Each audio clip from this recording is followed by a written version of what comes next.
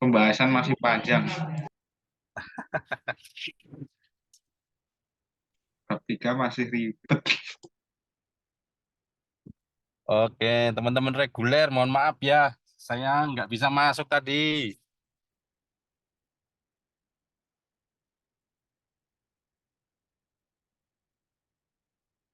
Waduh, minggu depan kita udah puasa ya. Nggak apa-apa, Pak. Kan kuliahnya juga malam, Pak. Ya, mohon maaf lahir batin dulu lah. Mudah-mudahan nilainya nggak terlalu jelek lah ya kemarin ya. Lumayan ya, Pak. Oke, aku masih kebagian teman-teman semua ya. Gimana ini rencana skripsi sampean nih, teman-teman nih?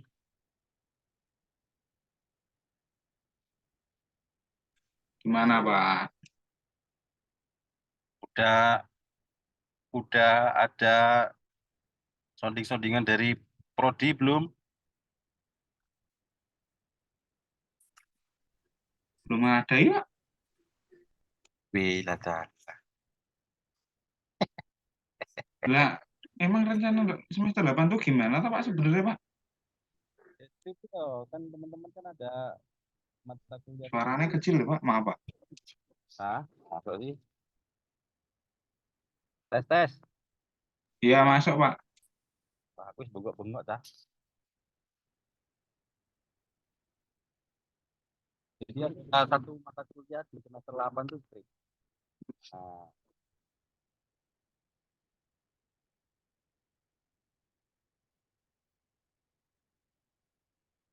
Nggak ada suaranya, Pak. hah? Nggak masuk. Enggak, Pak. Nah, ini masuk. Tadi enggak ada. Yo maklum lah di jalan. Oke. Nah, ada satu mata kuliah yang skripsi itu. Nah, nanti kan dari prodinya kan membagi, misalkan si A, nanti dosen pembimbingnya ini. Nah, terus nanti teman-teman mengajukan judul ke dosen pembimbing gitu. Nanti ada proses ACC. Nah, harapannya semester ini teman-teman skripsiannya selesai sampai dengan ujiannya nanti atau pendadarannya gitu. Jadi semester 8 selesai, semua nilainya oke selesai, baru nanti apa namanya eh wisuda, ngono ceritanya iki. Tapi kalau semester 8 ini nanti masih ada teman-teman yang harus misalnya ngulang atau skripsinya belum selesai, yo ditambah satu semester lagi. Tapi jangan lama-lama, kalau lama-lama ntar DO. Mohon maaf, Pak. Apa? Jadi itu nanti yang apa bimbingan atau skripsi itu nggak ikut di jadwal ya, Pak? Yo ndak no, masing-masing. Dan itu nanti diinfo dari prodi, Pak. Iya. Oh, oke, oke.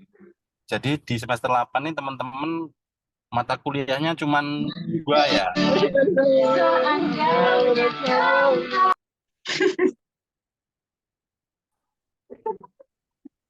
Erlan, Erlan. Pak, kalau untuk dosen pembimbing itu sudah ditentukan oleh kampus atau masih Harusnya sendiri? da- harusnya dari kampus. Elan, itu Pak disenggol. Hah? Harusnya dari kampus, Bro.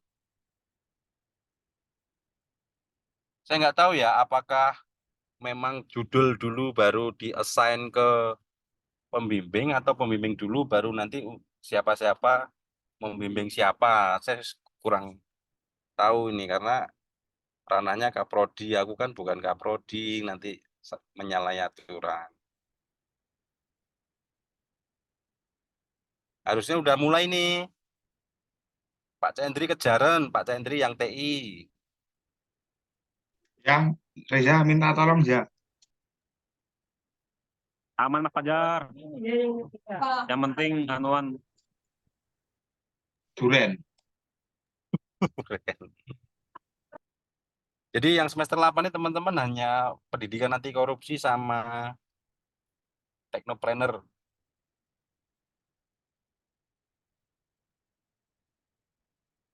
Kalau yang skripsi nggak ada mata kuliah, nanti teman-teman tinggal yang jauh-jauh ya model-modelnya bimbingan mungkin minta Zoom atau yang lainnya gitu untuk bimbingannya gitu. Tapi kalau yang deket-deket ya datang aja di kampus terus janjian, Pak mau bimbingan gitu. Jangan tiba-tiba di akhir minta ACC, nggak pernah bimbingan minta ACC mau ujian. Piye? Pak, yang info dulu semester lalu tuh masih berlaku tuh Pak. Kalau bulat bisa info sampean tuh Pak.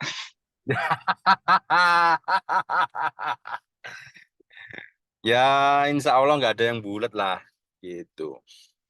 Tapi kalau kemudian teman-teman rajin, ya insya Allah dosennya juga rajin. Tapi nek teman-teman malas-malasan ya mungkin ya nggak tahu juga ya namanya mood dosen ini kadang-kadang berubah-berubah gitu. Cuma setauku sih kalau pembimbing utama atau pembimbing satu nggak bisa lintas lintas dosen ya gitu. Misalnya teman-teman SI kemudian dapat saya gitu kayaknya nggak mungkin, IF juga kayaknya nggak mungkin gitu.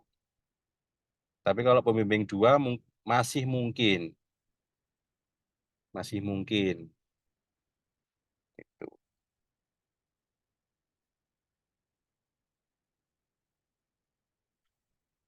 Udah siap toh? Perkenalan wae Pak hari ini Pak. Langsung Ye, selesai. Perkenalan wae karo kontrak. aku radwe perkenalan nih, radwe kontrak ya aku Pak. Pokoknya kuliah mlebu dikerjakan ku lah ya nilainya apik. Mantap. Ning aja kaya Ridwan, di Ridwan. Payah Ridwan Gisan. Wih, ono wih Pak, wonge Pak. Ora umum Ridwan.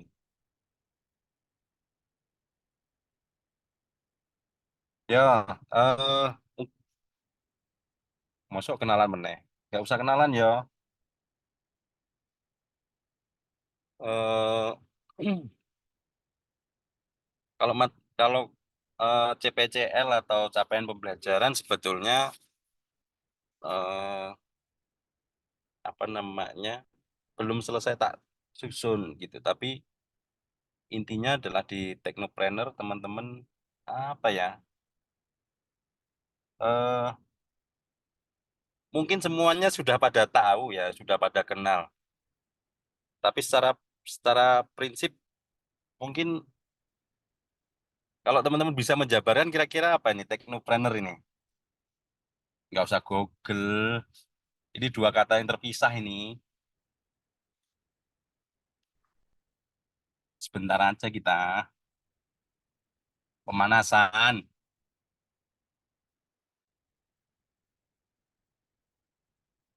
Ada yang tahu? Mungkin Wih, usaha yang menggunakan teknologi gitu Pak. Contohnya, Ya contohnya sekarang kan banyak kayak apa Grab ataupun restoran yang menggunakan e-commerce atau apa aplikasi gitu kan. Mungkin seperti itu Pak.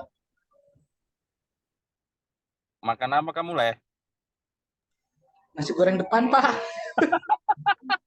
Lapar aku. Baraya. Baraya. Oke. Secara prinsip sebetulnya apa yang dikatakan Mas Soleh tadi nggak salah.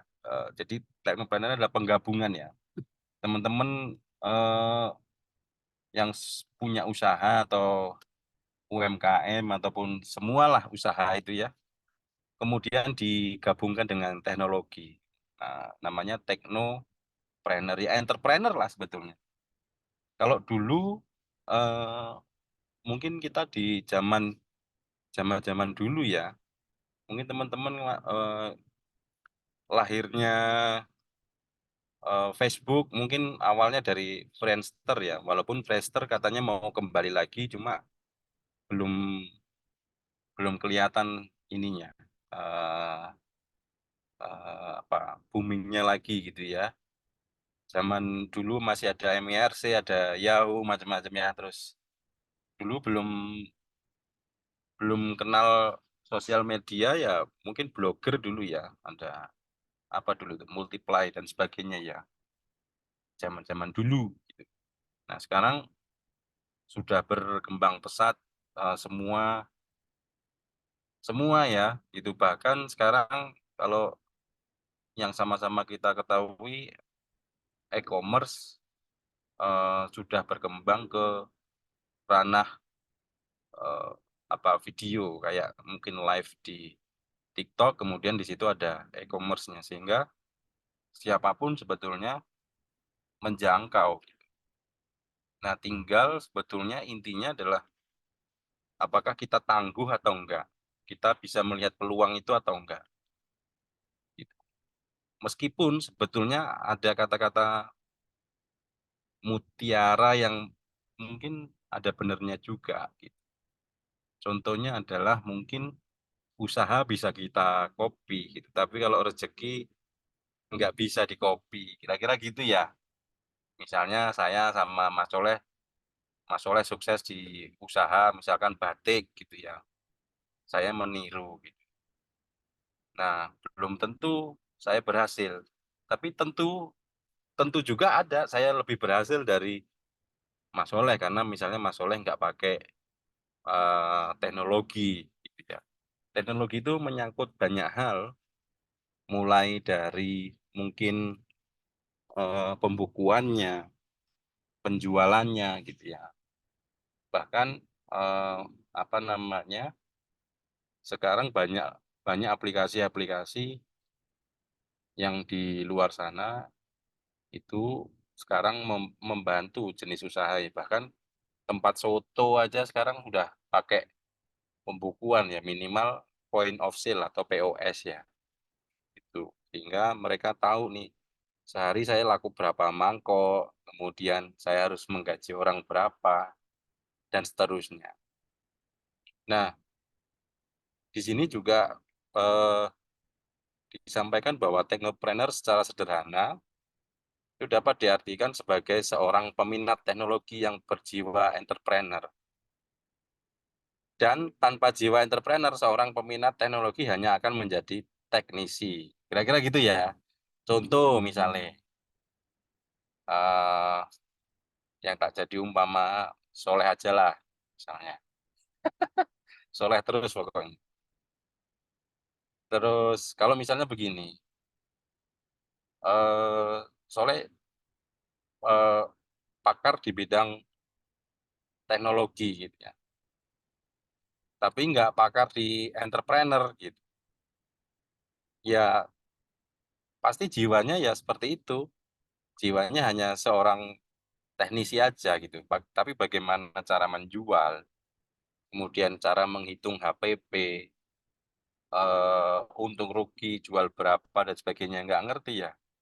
Hanya sebagai teknisi aja. Apalagi misalnya kita bergerak di bidang jasa. Mungkin teman-teman saya yakin sudah pernah mengalami semua lah. Eh, hampir semuanya ya. Misalkan Mas Fajar, gitu. Misalkan di jaringan. Mas pasang ke jaringan di rumah dong. Nah itu kan pasti, waduh, diregani piro ya. Kata yang timbul biasanya harganya berapa terserah. Nah ini yang bahaya. Kata terserah itu hanya milik wanita aja. Ya laki-laki nggak boleh kata terserah. Tersungging nih Pak, aku. Mbak Gista, Mbak Firly ya kata-katanya cuma terserah aja nih. Mau makan apa? Terserah. Manut, regone. Nah ini yang kadang-kadang berapa ya? Terus yang kedua misalkan saya mau bikin aplikasi web nih gitu. berapa ya harganya. Nah, kadang-kadang kita nggak bisa menghargai walaupun misalnya dengan requirement atau tanpa requirement gitu. Nah, ini eh, yang saya tadi saya sampaikan, ketika teknisi, ahli teknologi ketemu dengan jiwa entrepreneur, kira-kira gitu.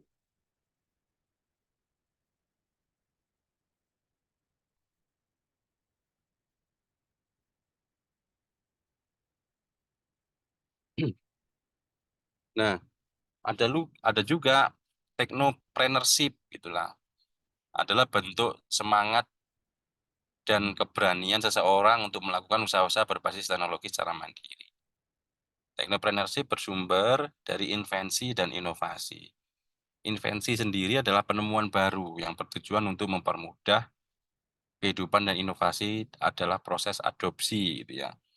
Jadi misalkan tadi itu amati, tiru, modifikasi, nah itu termasuk technopreneurship gitu ya. Nah, kira-kira secara dasar udah nangkep belum nih technopreneurship nih? Technopreneur, sorry.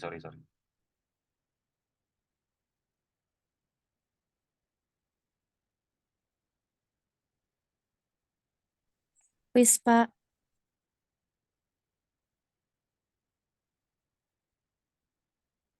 Ya wis, secara sederhananya technopreneur seperti itu. Ini teman-teman ada yang punya usaha nggak?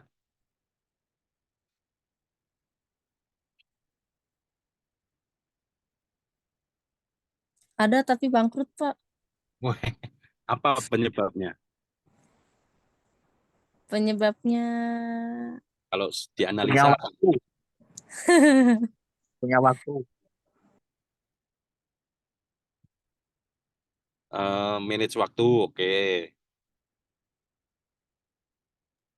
Kurang promosi, Kurang promosi, oke. Apakah mungkin kalaupun dana seret, dana kalaupun sama-sama misalkan jualan batik gitu ya, atau baju, kemungkinan sih saya pikir dari sisi model sama harga gitu ya, kira-kira itu menjadi pokok utama. Tapi kalau eh, memang sebuah usaha itu harus manage waktunya juga harus oke juga tuh. Kalau kalau enggak ya lemes juga, kayak misalnya sekarang, dulu beberapa tahun, ya setahun kebelakangan inilah mungkin eh, apa namanya, YouTube gitu ya. Nah, terus akhirnya kita udah males lagi ngupload. Nah, ini kadang-kadang jiwa tangguhnya hilang gitu. Atau mungkin harganya kemahalan dan sebagainya. Nah, secara apa namanya, perbedaan sederhananya sih, secara entrepreneur dan teknopreneur ya kurang lebihnya kayak gini lah. Kalau kita bicara motivasi usaha kecil itu, nah, secara apa ya, kita lihat dari beberapa poin lah. Motivasi dari ide khusus, kemudian kalau entrepreneur tradisional ya dieksploitasi kesempatan itu gitu, diubek-ubek gitu ya. Nah, cuma kalau teknopreneur bagaimana dia sukses dengan teknologi, kemudian finansial, nama yang tidak sulit mungkin ya. Kadang-kadang kita membuat nama juga sulit-sulit, jadi susah untuk diingat, bisa bisa jadi seperti itu. Tapi karena promosinya gencar ya, lama-lama ya tahu juga gitu. Nah, kalau dari sisi ini beberapa aja sih. Kalau dari sisi kepemilikan, misalnya itu kalau entrepreneur ya memiliki biasanya lebih ke saham pengendali ya. Nah, ini kalau yang teknopreneur biasanya nilai perusahaan terus bertambah, mungkin dengan IPO dan sebagainya. Nah, kalau gaya manajerial biasanya usaha kecil, trial dan error. Ini yang biasanya kita lakukan. Oh, ternyata saya jualan pecel lele ini apa ya? Mungkin lelenya kebesaran misalnya. Harusnya yang lele yang masih remaja atau kecil misalnya, trial dan error gitu. Oh, ternyata sambalku nggak enak gitu. Atau mungkin jenis berasnya, macam-macam ya. Nah, kalau yang entrepreneur biasanya mengikuti pengalaman. Dia ada resiko pada manajemen gitu. Nah, mungkin kalau teknopreneur ya dia biasanya strateginya lebih ke inovasi produk gitu. Misalkan platingnya bagus, tapi ya jenengi lele plating gimana ya? Tapi kalau di restoran kayaknya platingnya juga lumayan. Sesederhana itu. Nah, kira-kira kalau membuat ide apa namanya? Kalau nanti bentuknya adalah apa ya? Teman-teman tak suruh bikin grup, kemudian presentasi ide bisnisnya dan teknologinya nanti mau seperti apa, berat nggak ya? Maksudku sebetulnya nggak mau memberatkan sih karena ada skripsi gitu, tapi supaya lebih interaktif gitu nanti antara berbagi pengalaman lah. Siapa tahu nanti jadi ide bisnis baru, terus siapa tahu tertarik, kemudian ini nanti ada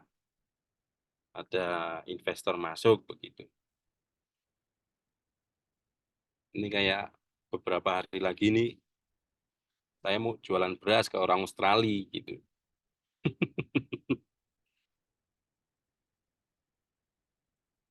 Itu juga nanti Halo. eh, bisa jadi apa ya? Ini udah mau finish gitu. Kira-kira kalau teman-teman lulus mau jadi apa ini? Kerja kantoran kah? Kepengennya apa nih kalau udah lulus? Technopreneur kah? Segera menikah? Uang banyak? Kan kira-kira gitu ya?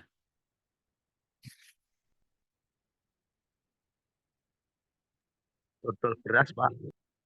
Nah, Segera Dodol nikah. beras. Developer, Pak. satu-satu. Mau jadi vendor susu gratis, makan siang gratis. Yang lain? Dev, Pak. Developer, Pak.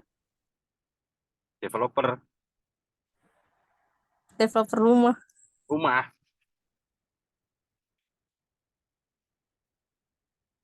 Enggak, Pak. IT, Pak. IT. IT di kantor, Pak.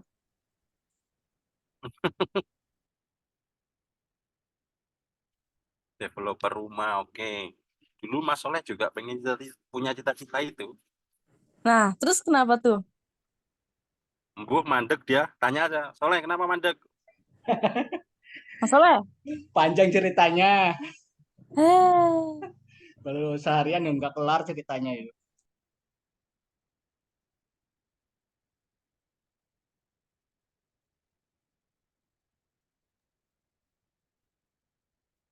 Yang lain, Mbak Firly mau jadi apa? ibu rumah tangga, Pak. Waduh, mulia sekali. Ibu rumah tangga nyari kerja yang WFH. Oh, mulia sekali kamu, nak. Harus dong, Pak. Harus.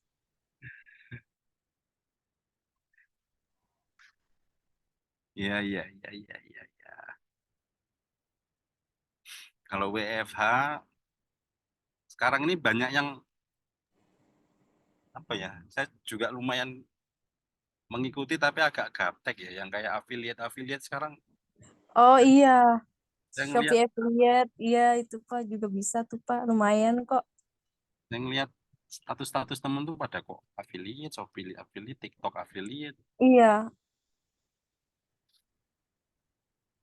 Nah itu kalau nggak punya atau nggak, kalau cuman status dari teman-teman sendiri kan yo nggak bisa banyak peminat toh. Tapi artinya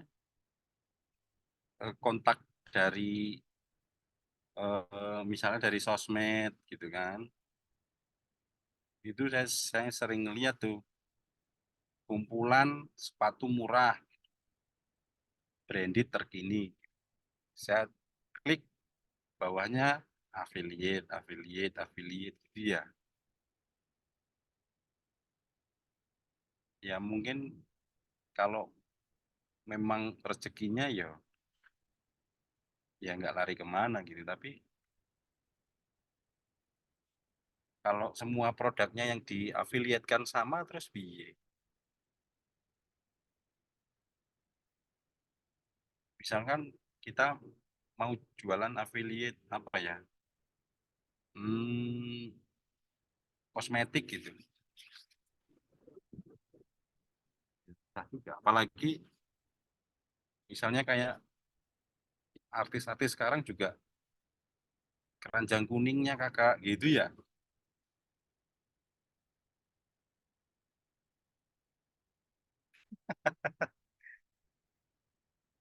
Ya wis ngono lah. Lumayan rumit. Nah ini pemanasan dulu, ini slide terakhir saya. Ini mungkin bisa, dulu mereka mungkin juga bukan siapa-siapa ya, tapi sekarang kita pun juga menikmatinya. Ini contoh teknopreneur IT dunia ya.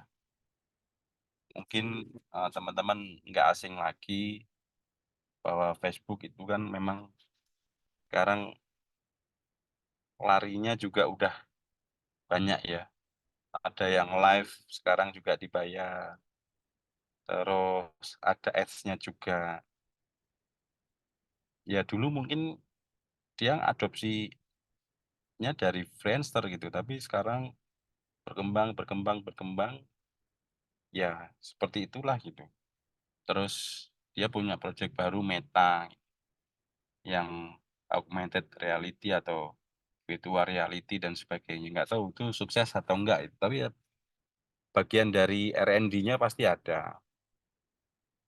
Nah, YouTube, Microsoft, sekarang tidak hanya mungkin yang kita kenal, dia jualan Windows, lisensi gitu ya.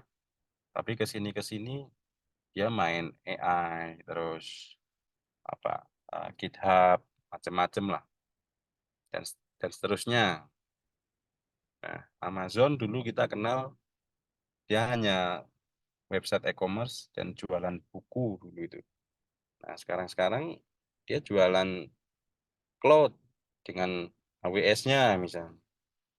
Ya pasti berkembang lah. Nggak tahu beberapa tahun ke depan perkembangannya seperti apa, tapi rata-rata pasti diversifikasi produknya akan ke sana. Nah, kita ini yang apa ya, entah dari entah berantah dan bukan siapa-siapa, harusnya punya, kalau kita punya ide ya baiknya memang harus di orang yang tepat ya. Kadang-kadang kita punya ide dieksekusi orang lain gitu. Nah, ini yang mungkin teman-teman sudah mulai tinggalkan produknya Yahoo, walaupun mungkin ada beberapa yang masih menggunakan email Yahoo, termasuk saya ini masih ada yang masih menggunakan Yahoo.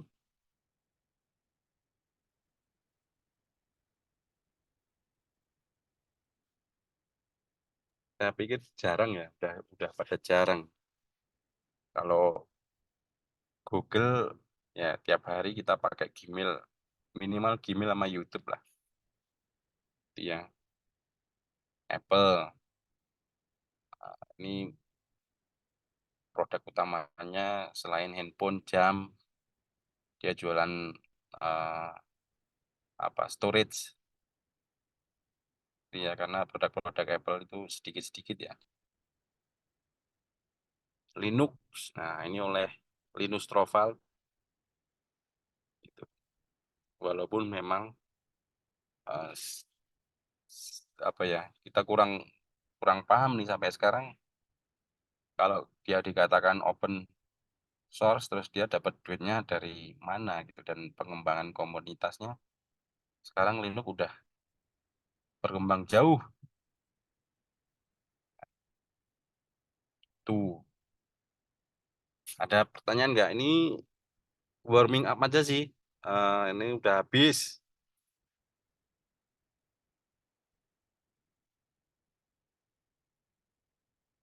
Ada pertanyaan nggak nih? Belum.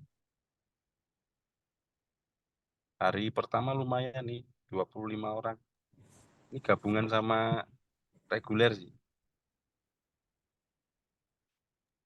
Ini kan anak reguler, kalau Zoom pada berangkat ya. Kalau offline kok nggak pada berangkat, pada kemana lo bro? Pak.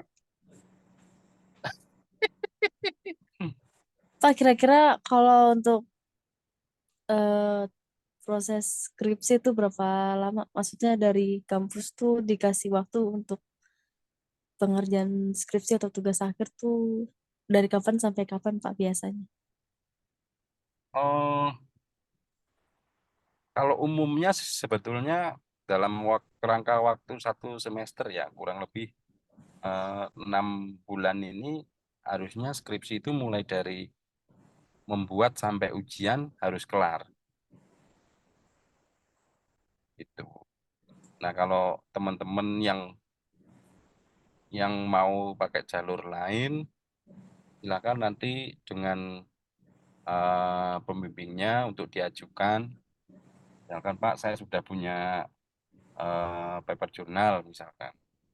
Ini saya mau konversi ke skripsi. Nah, nanti dilihat, oke bisa, tapi nilainya misalkan A atau B atau seperti apa begitu. Nah, tapi yang jelas paling tidak secara laporan harus tetap buat gitu, karena nanti laporan itulah yang kemudian kita kirimkan juga sebagai bukti ke kementerian gitu. Nggak hanya paper jurnalnya, tapi secara laporannya nggak sedetail skripsi sih gitu. Nah, kalau secara ujiannya mungkin formalitas ya, ditanya kenapa mengambil judul ini, terus metodemu seperti apa gitu. Karena foto itu juga nanti buat kepentingan akreditasi. Tapi yang jelas nggak nggak inilah, nggak terlalu detail pertanyaannya, hanya ya formalitas-formalitas lah kira-kira. Pengen tahu aja gitu. Mudah-mudahan kebayang ya. Jadi yang mau pakai jalur buku ataupun jalur paper jurnal, silakan nanti kalau sudah dapat pembimbing diajukan, boleh enggak. Kemudian nanti kira-kira konversi nilainya berapa. Nah, baru nanti tetap membuat laporannya, eh, formatnya juga tentunya nanti enggak sedetail kayak skripsi gitu ya. Nah, nanti langsung ujian misalnya begitu, nanti dijadwalkan ujiannya ya hanya mempresentasikan itu gimana caranya, misalnya Mbak Gista em, mungkin memperoleh datanya, cara mengolahnya, cuman tanya-tanya aja sih. Ya mungkin nanti tetap ada saran-saran yang mungkin jadi masukan supaya kedepannya penelitiannya bisa dilanjut dan sebagainya. Anu sih, tapi kalau yang jalur skripsi ya tetap kayak kemarin yang saya ajarkan itu, mulai dari awal. Kan kemarin harusnya teman-teman finish tuh sampai bab 3 gitu. Nah, kalau yang rajin detail bertanya dan merevisi ya tentunya di semester ini tinggal mengajukan mungkin ada sedikit beberapa revisi, tinggal nanti bab 4 diselesaikan hasil dan analisanya, baru nanti ujian. Harusnya mungkin di 3-4 bulan itu udah mulai bisa mengajukan untuk ujian sih gitu. Semakin cepat, semakin bagus juga. Jadi nggak perlu lama-lama. Nah, cuma ini ada cumanya juga. Tapi kalau kemudian teman-teman sudah selesai, kemudian skripsi sudah, tapi ada beberapa nilai yang mungkin belum pas atau kemarin nilainya jelek ya, terpaksanya harus mengulang gitu. Itu kategori apa, Pak? C sampai E atau D sampai E doang, Pak? Yang Kayak, harus ngulang.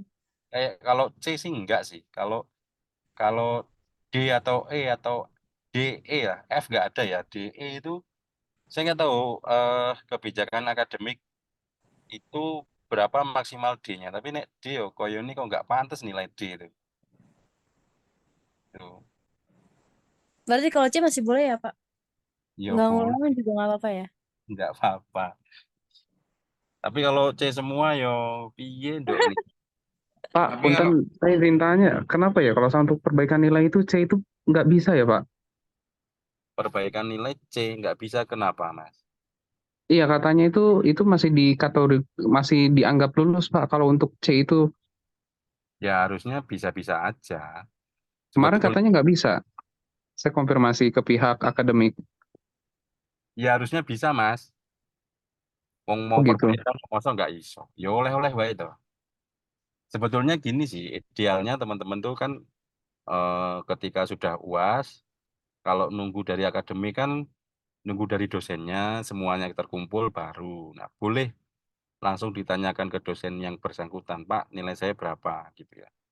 Ketika sudah dapat,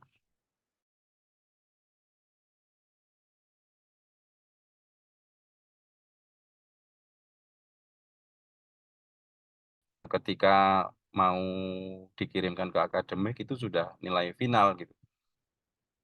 Nah, cuma memang kendalanya di akademik itu, kemudian kalau sudah di store, kemudian di input, kemudian kita sinkron ke diktinya, ke Kemenristeknya, itu nanti eh, prosesnya panjang. Misalnya sudah ke input nih nilainya C, kemudian diperbaiki nilainya B.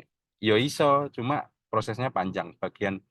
Memang itu bagian dari akademik gitu. Tapi kalau ditanya C saya mau perbaikan, boleh nggak? Bisa nggak? Bisa dan boleh. Itu. Tapi kadang-kadang ya wis lah, males lah. Biasanya teman-teman kalau kalau zamanku dulu biasanya ngitung akumulatifnya sih. Kalau kemudian akumulatifnya masih mungkin 3 koma ya oke lah gitu. Tapi kebayang nggak kalau kemudian 2,99 kan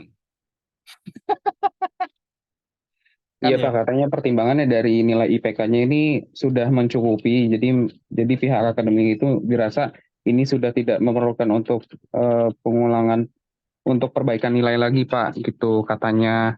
Jadi udah nggak Ya, bisa kalau seandainya C karena sudah mencukupi itu nilainya itu Pak. kembali ke ini sih Mas. Artinya sebetulnya kalau di akademik itu kan melihat nilainya 3 koma mungkin dianggap cukup gitu. Tapi kalau dari sisi personal dianggap belum memuaskan dan pengen perbaikan ya udah ke dosennya yang bersangkutan. Sebetulnya boleh dan sah itu secara Walaupun di semester yang lalu-lalu Pak. iya boleh Mas. Cuma Jadi ya ke dosennya dulu gitu ya Pak. ya perlu perlu sebetulnya kalau yang bagus itu nggak perlu jauh-jauh dari setelah UAS sih gitu. Cuma kalau flashback ke belakang ya nanti tinggal negosiasi ke apa namanya ke siapa ya. Kalau sebetulnya kalau di akademik itu kan nilai akhir ya. Itu cuma kembali lagi ke bukan ke dosennya sih, ke personalnya sih gitu. Ke individunya saya mau ngulang apa enggak gitu. Nah, mau ngulang ya ngambil lagi gitu. Tapi sebetulnya sayang kan ngambil lagi pastinya per SKS bayar kan. Tapi sebetulnya kalau remedial itu kan satu hal yang berbeda gitu ya. Misalnya di semester 8 ini kemudian nilai saya C. Pak, saya mau perbaikan. Ya udah, diperbaiki terus nilainya kalau tetap C ya. Lah piye nilainya C, kalau kemudian nilainya B ya rezekinya memang B gitu sih. Tapi kalau ke flashback ke belakang ya secara normatifnya ya harus harus kembali lagi, harus ngikut lagi gitu sih. Mas. Dan itu akan memakan waktu lagi kan gitu. Itu penjelasannya seperti itu.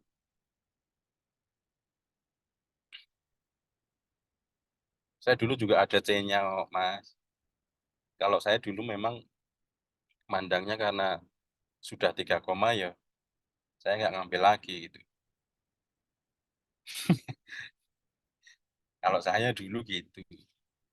Tapi kalau teman-teman punya persepsi lain ya nggak apa-apa. Tapi Tapi Bapak kumlot juga, Pak.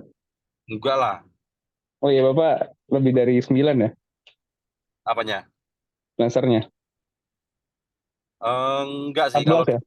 kalau dulu S1-nya saya 4 tahun sih. Mm-mm. Nilainya itu saya berapa ya? 3,18 apa 20 saya. Nah, enggak nyampe 3,5, 3,7 enggak. 3,18 apa ya? Katanya hampir DO, Bapak. Pernah Iya ngomong dulu. ke saya. Ya, dulu iya, Mas. Lah jarang masuk sih.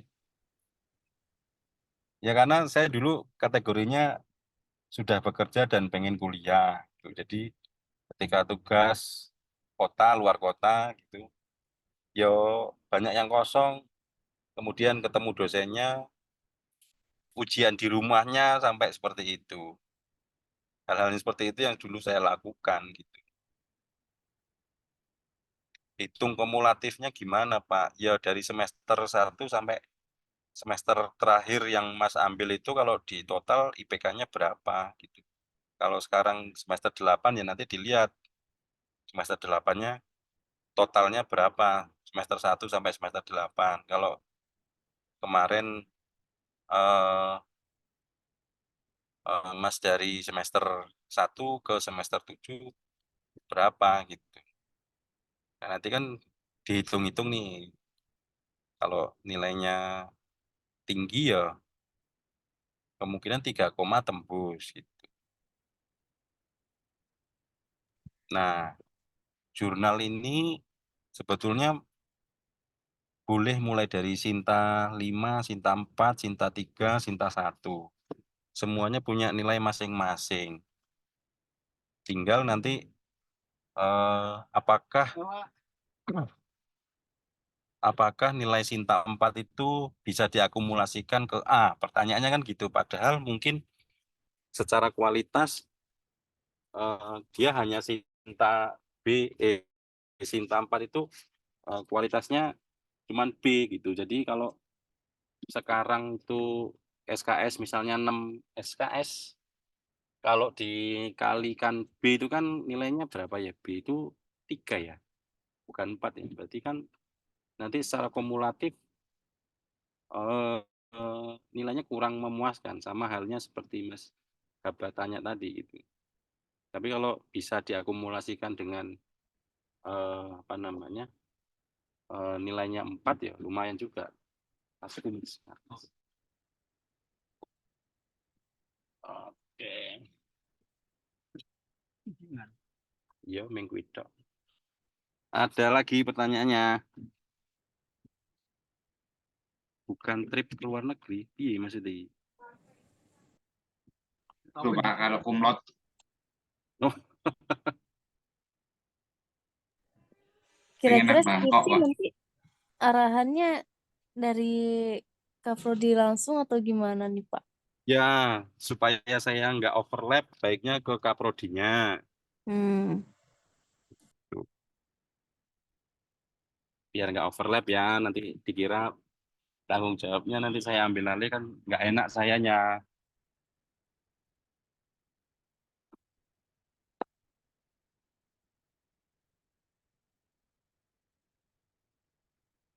Tuh.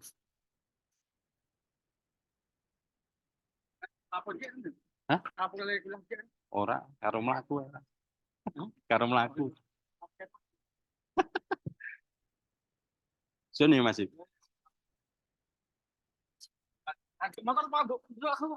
Motor wae. Kono. Oh silang sinyalnya hilang kok. Oh iya.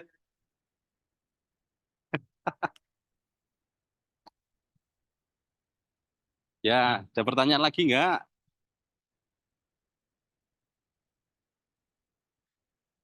Masih bingung? Pak Nana tuh Pak, Mas Nana, Oh, Mas Nana, gimana Mas Nana? Perkiraan kita dapat SKL-nya kapan, Pak? Apa nih? Serat keterangan lulus ya? Ya Pak. Yo, kalau sudah semuanya selesai no, Mas. Oh, Sebelum sebelum wisuda itu pasti SKL-nya bisa diminta. Surat keterangan lulusnya bisa. Tapi kalau sekarang sudah diminta SKL-nya ya kayaknya nggak mungkin. ya Pak, tuh buat promosi Pak. Siap. Ya, makasih Pak. Yuk. Intinya teman-teman diselesaikan. Kemudian skripsinya sudah, revisinya sudah, kemudian semua administrasi sudah. Nah, nanti sebelum ijazah keluar, SKL-nya nanti bisa diminta.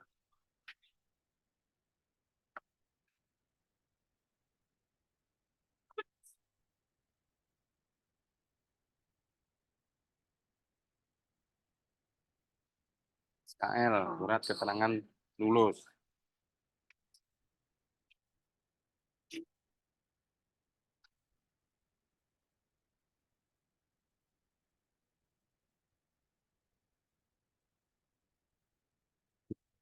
Wih, kita butuh programmer. Iya. Ya, tuh. Dan yang lagi butuh programmer tuh. Aku nggak butuh kok, Pak. Butuh calon suami kok piye.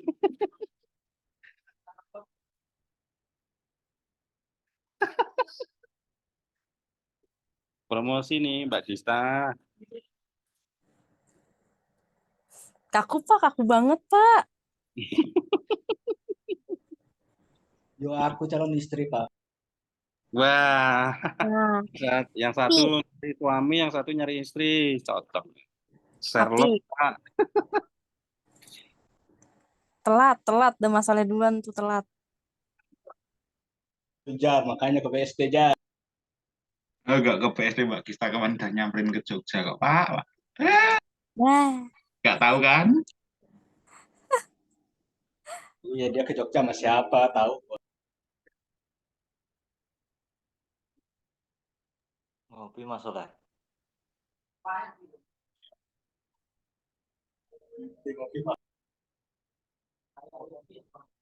Ya, mungkin juga saya beberapa kali mengikuti perjuangan Mas Haba juga ya terkait dengan apa nih Mas pengajuan izin usaha ya, Mas Haba ya, meneruskan perjuangan dulu orang tuanya dirintis ya. Mana nih Mas Haba ini?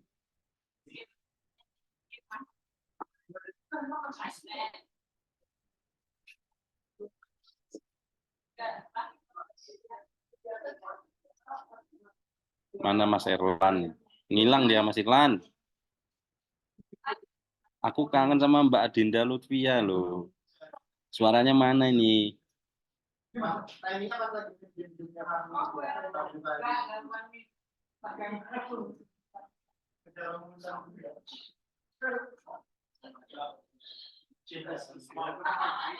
Pada silent semua ini. Rame di chat, Pak. Ramainya di chat ya.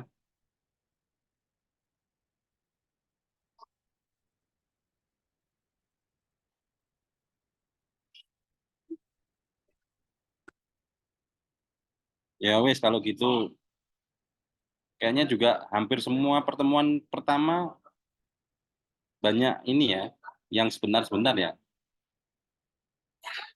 Iya, Pak.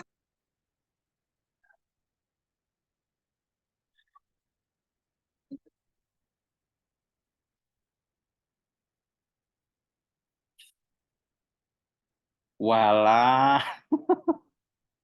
parah ini. Kena impact kok, Pak. Aduh, Mas Atta.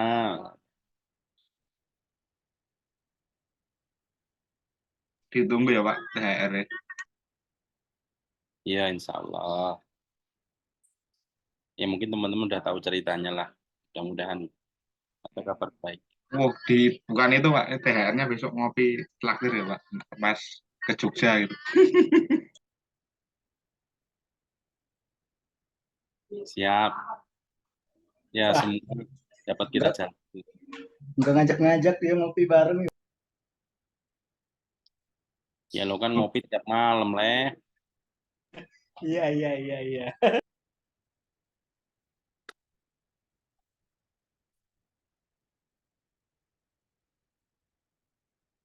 Mana nih Mbak Kamalia? Sehat Mbak Kamalia?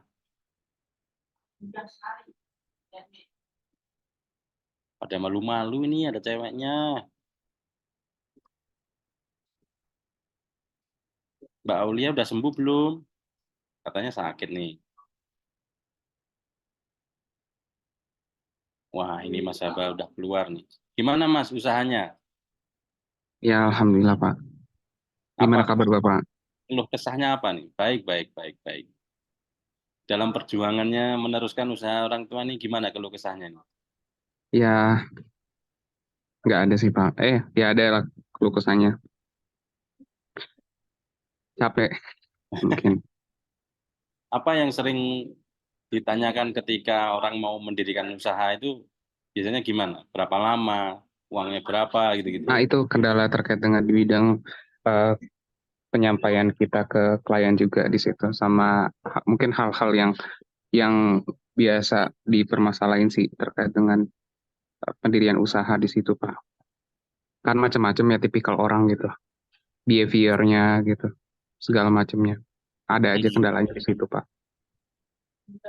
Nah, kalau teman-teman yang dari Jogja mau bikin PT atau CV, kemudian ke Mas Haba yang ada di Tangerang, bisa berarti? Bisa banget Pak, lewat usaha saya. Wih, berarti kayak John John LVF ya, murah meriah. Ya, ya, kompetitif, kompetitif.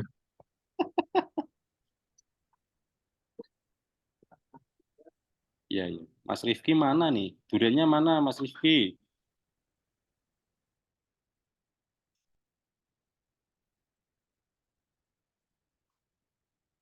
Udah ya, pengenalan teknopreneur di awal-awal begini dulu ya.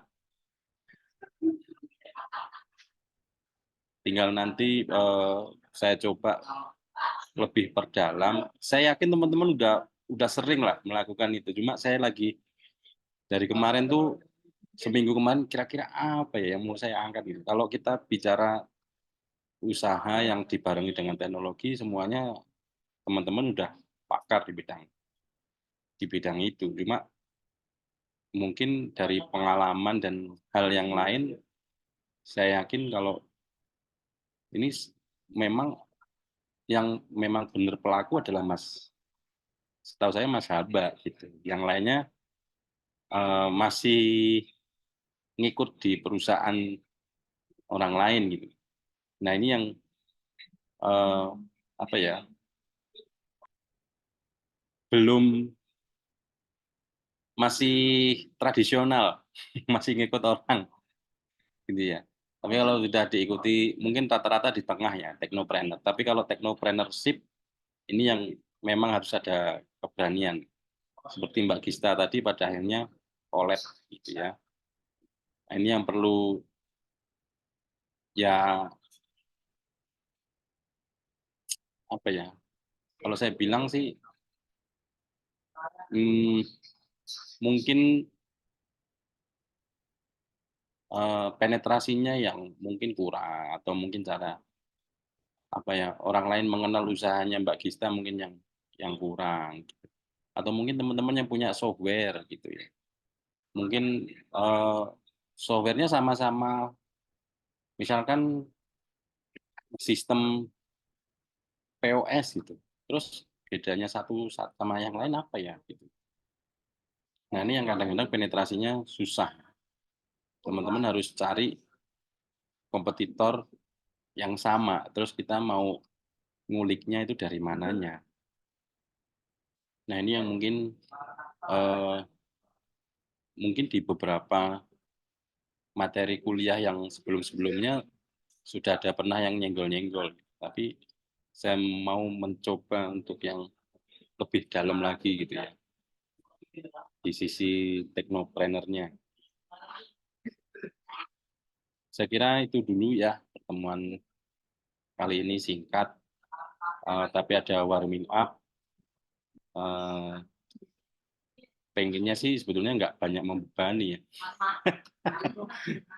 karena udah pada paling nggak ngerti, tapi secara manajerial pengetahuan yang mungkin pengalaman selama ini sampai dengan saat ini saya jalani, mungkin nanti saya tuangkan ke dalam bentuk materi-materi yang saya sampaikan ke teman-teman. Ini teman-teman yang reguler lebih nyaman di kelas apa online?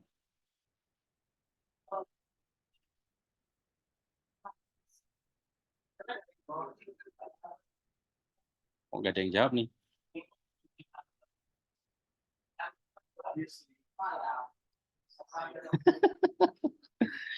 Ya wes, karena nggak ada yang jawab, berarti reguler tetap offline ya. Bapak, saya boleh nggak 1 bulan ini ikut kelas online aja? Boleh. Saya mah dosen yang paling enak kayak. Makasih, Pak. Kan ilmu bulog ya. Sekarang kan banyak ilmu padi, kalau saya ilmu bulog. Menyala bangku katanya gitu. Nggak apa-apa Mbak, seru di sini Mbak, beneran. Nah iya, biar rame ya toh. Iya Mbak. Wah, pelantangan kabeh. Nah, ya, tak pikir saya dapat adik kelas gitu ya, semester bawah-bawah. Lah ketemu nih sampean menteh. Gitu. Ya wes gitu teman-teman, terima kasih. Pertemuan pertama saya tutup. Assalamualaikum warahmatullahi wabarakatuh.